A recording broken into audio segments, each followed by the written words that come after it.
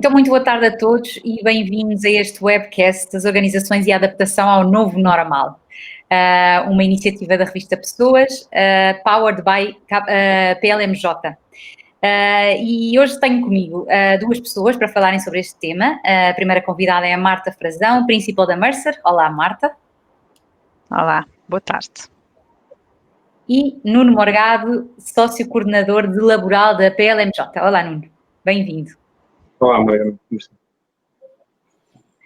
E começava por vos perguntar, e talvez focando um bocadinho na experiência do Nuno, sobre este regresso laboral, regresso gradual aos escritórios e aos níveis de atividade do pré-confinamento, não é? Não sei se na PLMJ vocês já voltaram a 100%. Como é que tem sido este processo e como é que também a vossa experiência tem influenciado depois pessoas que vos rodeiam e empresas que vos rodeiam? Bom, o regresso tem estado a acontecer de forma paulatina. Nós aqui o que fizemos foi identificar um bocadinho pessoas que estavam em grupos de risco ou que tinham especiais cautelas no regresso ao escritório, por terem situações familiares específicas, e essas claramente faz sentido manterem-se protegidas, muito mais quando a situação em Lisboa não está absolutamente controlada.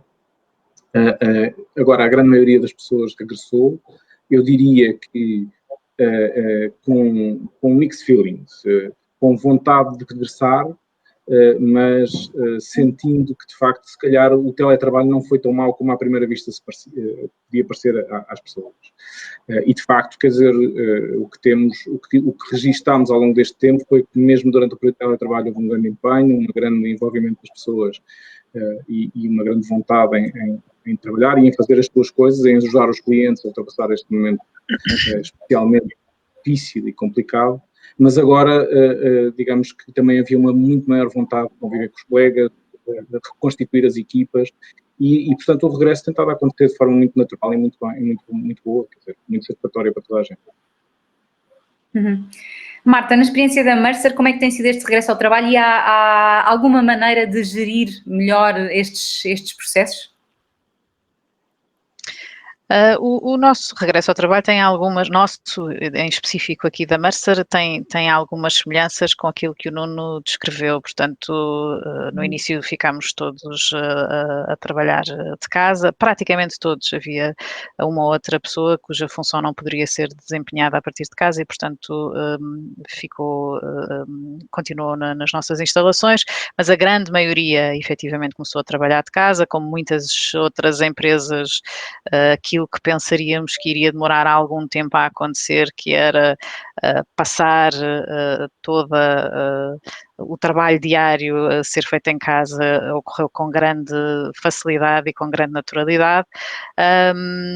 O regresso, enfim, é sempre um bocadinho mais difícil, como já várias pessoas têm comentado ao longo destes tempos, é sempre mais difícil.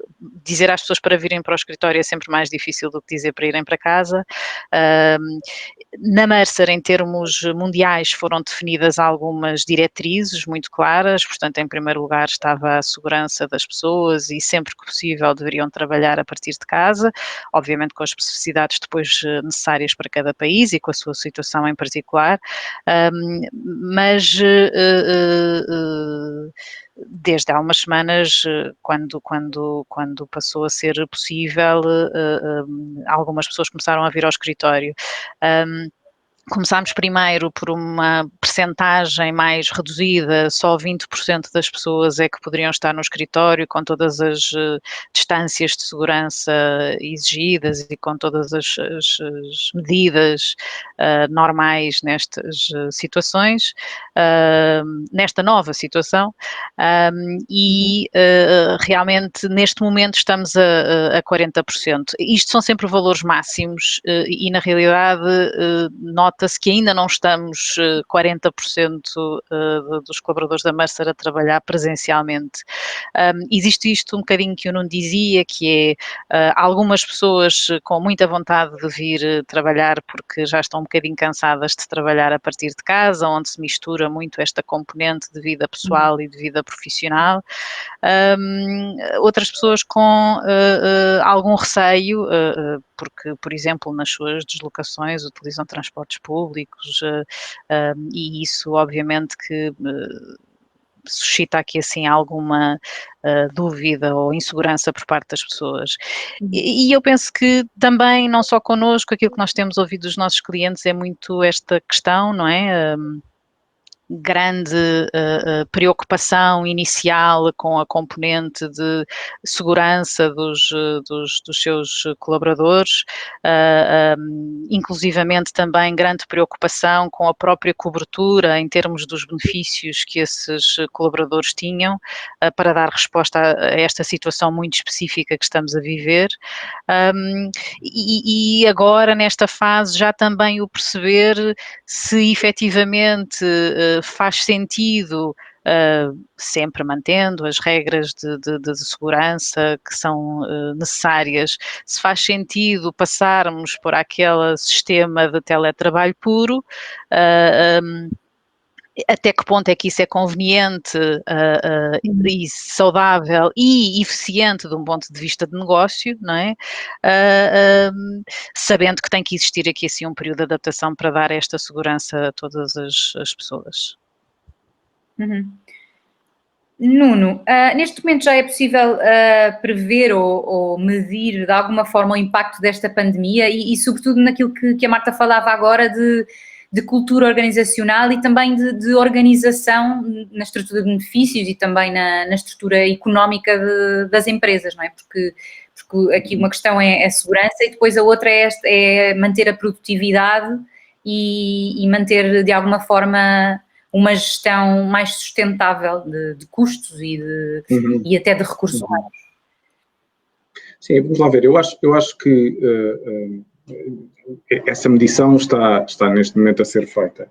Apesar de tudo, houve uma percepção muito clara, eu acho que transversal na grande maioria das organizações, pelo menos naquelas com as quais eu tenho contactado, no contexto da minha relação profissional, houve de facto uma surpresa muito grande com a manutenção de níveis de produtividade no contexto difícil que atravessámos. Eu acho que toda a gente percebeu que iam para casa, mas não iam para a praia, não iam descansar. E de facto, houve aqui um grande envolvimento de toda a gente e a ideia com que eu fico é que, de facto, há uma surpresa muito grande nas organizações, que é acompanhada por uma poupança significativa de custos, por exemplo, em termos de consumos de energia, comunicações, inclusive até das próprias instalações, custos com instalações. Houve muitas empresas que deixaram já de ter um espaço tão grande como tinham.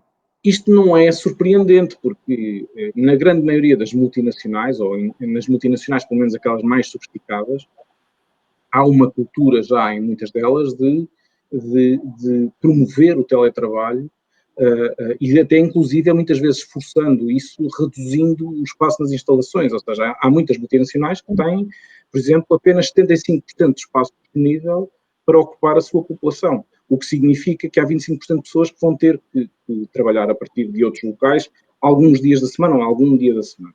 E isso funciona muito bem, porque isso, ao mesmo tempo que gera esta poupança, também gera nas pessoas a noção de que, apesar de não estarem lá, têm que continuar a trabalhar por um lado, mas até podem fazê-lo de uma maneira mais confortável e mais adequada às suas necessidades pessoais.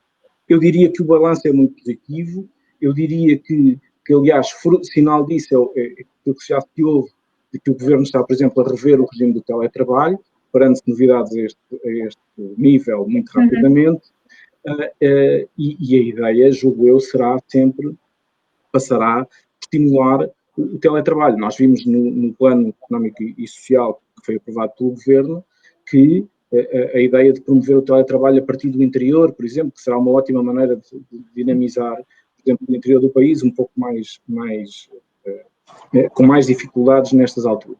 Eu acho que, de facto, esse será o futuro. Não sei se será um teletrabalho puro, acho que não, porque acho que há uma cultura organizacional que tem que se manter e que, com o passar do tempo, vai de facto desagregando, mas estes regimes híbridos de teletrabalho, em que estamos parte dentro e parte fora, vão ser claramente o futuro. Uhum.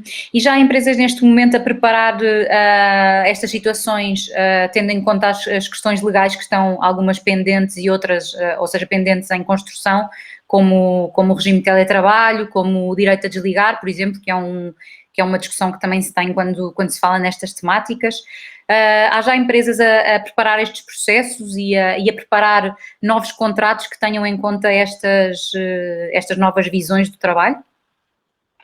Eu acho que neste momento as empresas o que devem fazer, já há certamente muitas a fazer isso, mas eu diria que a maior parte delas não o está a fazer, sobretudo no tecido empresarial português, que é composto essencialmente por pequenas e médias empresas e, portanto, têm menos recursos e estão sempre um bocadinho atrás neste aspecto, mas eu acho que as empresas têm a obrigação de fazer, até porque isso as ajuda num contexto global da economia em que funcionamos, é começar a identificar oportunidades de poupança de custos sem destruição de emprego. Se nós permitirmos que seja distribuído emprego com aquilo que já se vai falando atualmente, poderá vir a acontecer num futuro próximo, no final deste ano e início do próximo. Isso terá consequências terríveis para o nosso mercado. E, portanto, as empresas têm o dever, eu diria, gestionário, de começar a procurar soluções que passem por, de facto, assegurar ou acompanhar a contração de atividade que vão ter, com uma poupança de custos que não seja especificamente ou ligada à destruição de emprego. Porque, de facto, isso será uma bola de neve. E é um bocadinho isso que eu acho que as empresas devem começar a fazer. E que instrumentos, nós estamos a falar de instrumentos como o layoff, não é? Simplificado, que foi aplicado às empresas agora ultimamente e que houve pedidos em massa para muitas empresas, que era a única forma de continuarem abertas, seria nesse regime. Há outros mecanismos, ou como é que avalia a aplicação deste mecanismo, neste caso, e como é que se prevê que seja atualizado este regime para as empresas? Esta é a única forma de manter, de reduzir a estrutura de custos sem diminuir o número de trabalhadores? Não, eu diria que não é a única forma. Eu acho que foi a forma fundamental nesta fase que vivemos, que foi de paragem abrupta do funcionamento da economia, em que de facto não havia muito mais a fazer do que isto, não é? Aquilo que se avizinha em termos de medida sucedânea ao layoff não é especialmente animadora para as empresas. Eu não creio que as vá ajudar muito, será apenas permitir-se-á cortar as horas de trabalho, reduzir as horas de trabalho e mesmo assim aumentando bastante o custo salarial, que se aproxima claramente dos 100% da remuneração. Portanto, vai haver uma pressão sobre a tesouraria grande, pelo menos no imediato para as empresas, até porque nós sabemos que um dos principais problemas deste layoff simplificado que vivemos, com um certo atraso nos serviços de segurança social em processar e pagar os pedidos. Ainda hoje há atrasos significativos, o que é natural, quer dizer, ninguém está preparado para isso, e portanto também temos que compreender a posição da administração, mas de facto, quer dizer, é fundamental que as empresas, se calhar, comecem a olhar para dentro de si e ver como é que podem poupar. E, se calhar, vão chegar à conclusão que há medidas que podem tomar de forma unilateral e imediata e que significam uma determinada poupança. Se calhar essas medidas vão ser insuficientes e aquilo que vai ter que acontecer é diálogo social com os trabalhadores, com representantes dos trabalhadores, mas vai ter que ser feito uma espécie de um contrato social entre empresas e trabalhadores, ou representantes de trabalhadores, para segurar emprego e, ao mesmo tempo, cortar custos. E isso pode passar por acordos individuais com os trabalhadores, pode passar por contratação coletiva de trabalho, pode passar por um conjunto de soluções que têm que ser construídas em diálogo com as pessoas e de uma forma que também dê alguma segurança às pessoas que, ao alinhar interesses pessoais com os da empresa, conseguem, de facto, salvaguardar o seu posto de trabalho, que é e será, se calhar, nos próximos tempos, um dos bens mais valiosos que as pessoas poderão ter. Marta, já se assiste a algum redesenho ou adaptação a este novo normal, além destas ferramentas, destes instrumentos que existem? Sim, embora nesta fase as empresas ainda estejam um bocadinho a definir o seu caminho. Ainda não existem grandes certezas. Não se sabe, por exemplo, se vai existir uma segunda vaga ou não. Infelizmente, mesmo sem segunda vaga confirmada, existe já uma expectativa muito forte de uma grande redução do PIB este ano, e embora com uma recuperação relativamente rápida no próximo ano, que não nos volta a posicionar no ponto de partida, e portanto a recuperação, embora de forma estimada seja rápida, vai ser ainda assim demorar o seu tempo até voltarmos a atingir os níveis em que estamos atualmente, e portanto existirá efetivamente uma grande pressão sobre os custos. As empresas tomaram algumas medidas muito cirúrgicas e de curto prazo. Algumas medidas que eventualmente até teriam sido fáceis de tomar, fáceis, quando eu digo fáceis, no sentido, por exemplo, legal, não é? Que era não prever que existissem, por exemplo, crescimentos salariais em 2020, ou que não fosse atribuída remuneração variável em 2020, nas situações em que isso é possível, acabou por já não se poder aplicar, porque quando tudo se começou a complicar mais, estas componentes salariais já estavam atribuídas para o ano 2020. E, portanto, as empresas não conseguiram pegar por aí, mas certamente que esta é uma das questões que estará em cima da mesa para o ano 2021, e, portanto, a questão dos aumentos e da remuneração variável certamente que será afetada no próximo ano. Depois, na própria construção dos benefícios e reanálise dos benefícios, como também já falámos, não só na forma como ele é oferecido, mas também até na forma como, no fundo, está a ser negociado com os providers. Portanto, às vezes, até sem se mexer muito no benefício, pode conseguir-se algum tipo de savings por estas renegociações com providers, mantendo mais ou menos estável o desenho dos benefícios. Depois, como falávamos também nesta questão do eventual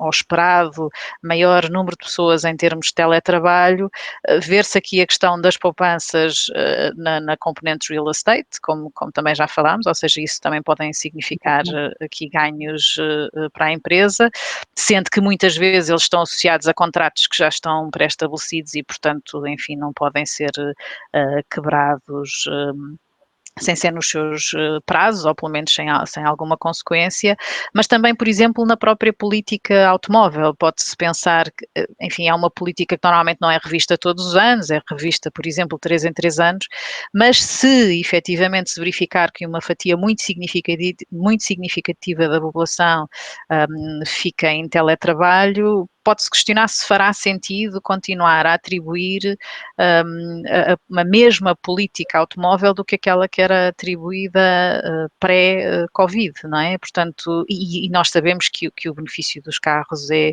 um dos benefícios em termos monetários pesado na componente da remuneração ou do pacote de compensação total.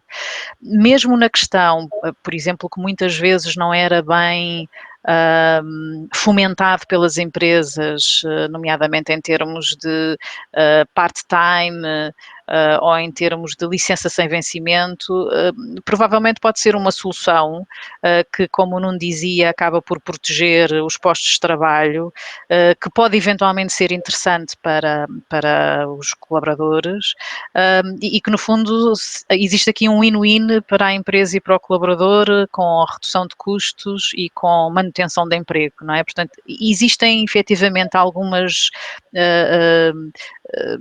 desenhos que estão a ser pensados, mas mais numa ótica tática, a questão de uma ótica mais continuada. As empresas, neste momento, segundo a nossa percepção, estão ainda a construir os cenários que farão parte do seu futuro, para depois, a partir desses cenários, definirem ações mais concretas e estruturantes, e não só estas mais pontuais, como dizia. Nuno, dentro de todos estes desafios e dentro de todas as aprendizagens, quais é que seriam as grandes oportunidades a tirar desta situação pandémica e pós-pandémica? Ou seja, ao mesmo tempo que estamos ainda a tentar digerir aquilo que aconteceu, não é? E as empresas muito, muito preocupadas com o seu futuro e com aquilo que aconteceu, porque ainda estão a fazer um balanço dos últimos meses. Quais é que seriam as principais oportunidades do seu ponto de vista nesta forma de repensar ou de reinventar estruturas, não é? Económicas e legais até. Eu acho que aquilo que resulta um bocadinho desta experiência que nós tivemos é que, de facto, podemos ganhar uma eficiência mantendo a produtividade e, digamos, conjugando isto com uma certa flexibilidade para a vida das pessoas. Uma das coisas que eu acho que as pessoas perceberam foi que certamente trabalharam muito e, aliás, essa tem sido uma queixa recorrente dos sindicatos, trabalhou-se demais, mas, ao mesmo tempo, as pessoas valorizaram imenso a possibilidade de poderem estar mais tempo com a sua família, acompanhar os filhos de cada outra maneira. Foi particularmente desafiante, certamente. Não seria tanto, mas seria, se calhar, igualmente bom do ponto de vista de eficiência e produtividade se as crianças estivessem na escola.